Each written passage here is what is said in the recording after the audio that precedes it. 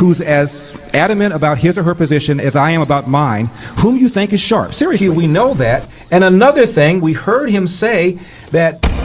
Hey Eldorados, I'm Larry Elder. Welcome to another edition of And Another Thing. Remember, become an Eldorado. Go to my website, larryelder.com, sign up, and you'll get a free copy of my award-winning feature-length DVD called Michael and Me, which is a documentary where we explore the Second Amendment, where I challenge the esteemed director. And I actually confront him, and I ask him 3 times how many Americans use guns to defend themselves every year. And 3 times he gave an answer that I felt was somewhat evasive. So get the DVD and you check it out yourself. Now, I want to talk about Mr. Bill Maher, the comedian. To the list of lefties who are rich and phony and hypocrites, I think we may have to add Mr. Maher. Mr. Maher is a funny guy. He's a witty guy. He's got a lot of influence. He's got a TV show where a lot of kids watch and get their news. Apparently, I've read that 10% of young people get their news from people like Bill Maher and Steve Colbert and Jon Stewart. Now, why is this relevant? Mr. Maher just said that liberals may lose him because in California the taxes are so high, he's paying over 50%. And 70% of all the taxes, he said, are paid, 70% of all the federal income taxes are paid by the wealthy. And Bill Maher is now crying, ouch and uncle. I am amazed. You ought to be amazed as well. This is a guy who embraced Obama. He embraced ObamaCare. I presume he voted for Governor Jerry Brown, the California governor that pushed Proposition 30 that increased the state income taxes. So now that we pay the highest state income taxes in the nation, 13.3%. Think about that.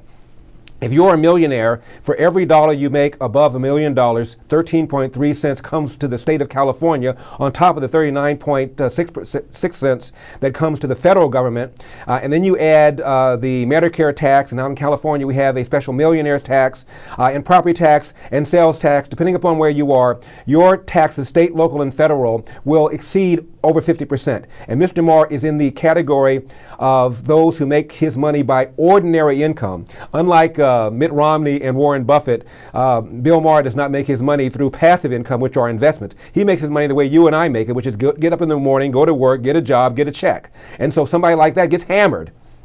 If you make your money off passive income, your income is taxed at 20%. The top marginal tax rate, as you know, for people in Bill Maher's tax bracket is 39.6%, which is the highest tax marginal rate, which is what was raised by President Obama. He said he was going to do it, and he has done it. And Bill Maher endorsed all of that. And then when the bill came, he said, uncle. Bill Maher used to say this. Just a little while ago, Bill Maher said, you know, rich people are like the guy who orders a pizza for 100 people, and then the first guy eats 80 slices, and then when somebody says, maybe it wouldn't be so bad if you took just 79 slices, the guy yells, that's socialism. Well, Bill Maher is like the guy who orders a pizza for 100 people, then eats 80 slices, and then bitches and moans and whines when the guy who delivered it wants a tip. That's what Bill Maher is. And there's a long history of lefty, rich tax hypocrites.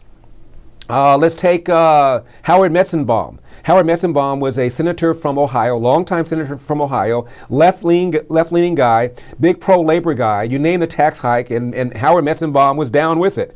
When he retired, where did he retire to? He retired to Florida. Why? Because they don't have a death estate tax. And so when he retired to Florida, he saved his estate a whole bunch of money by deciding to die somewhere other than the state of Ohio, where he passed all those tax hikes. Another tax phony, Barney Frank, John Kerry. How can you be BMW the way Bill Maher did? Unless you have an epiphany. Unless Bill Maher is now saying, my Lord, all these years I voted for Ralph Nader. I supported universal health coverage. I was in favor of race-based preferences. I'm in favor of hiring minimum wages. I now realizes that, as Maggie Thatcher said, the problem with socialism is sooner or later you run out of other people's money. I've run out of other people's money. Government, you've run out of Bill Maher's money. Maybe he's saying that, in which case, maybe he'll use his platform now to educate people, to enlighten people. I never have understood Keynesian economics, which is what Bill Maher espouses, and that is government spending, taking money out of the pockets of people who produce it, giving it to a government bureaucrat, and then that bureaucrat deciding to give it to somebody else. Somehow that's stimulative. I never have understood that, and maybe Bill Maher now finally gets it. Patricia is from Escondido. It's a long question. This morning I'm thinking about the stock market, and I know the rise is largely due to Fed action and gross liquidity. But another thing that's been bugging me, Via Obamacare, companies will sooner or later shed their health insurance coverage for employees, and people will be corralled into the one-payer system that Obama always wanted. So far, so good. Originally, companies started providing health insurance during the FDR days. That's also true, when King Roosevelt forced a freeze on wages and prices. Patricia, you're singing my song. This is beautiful. Companies needed incentives to get good employees, so they were allowed to add health insurance as a perk. That's exactly what happened. That's why we get health coverage through our employees, through our work, and we don't get our car insurance through our work. We don't get our homeowners insurance through our work. It was a creature because FDR froze wages, and companies wanted to make sure they could attract and retain good employees. So because of the wage freeze, Congress said, okay, here's what we're going to do. We're going to allow you to give people health insurance, and you can deduct that. So that way you'll be able to have a business incentive to do it, and you'll be able to give people a benefit that they otherwise wouldn't have. And then for the first time, people began getting their health insurance through their work. And you see how inefficient this is. I hope you enjoyed this small excerpt. If you want to see the full video, got to be in El Dorado. Go to my website, larryelder.com, log in, fill out the form. It'll cost you about $4.75 a month, or about the price of a mocha frappuccino latte at your favorite coffee house. As you can tell, I don't like coffee. I'm a tea drinker. See you next time.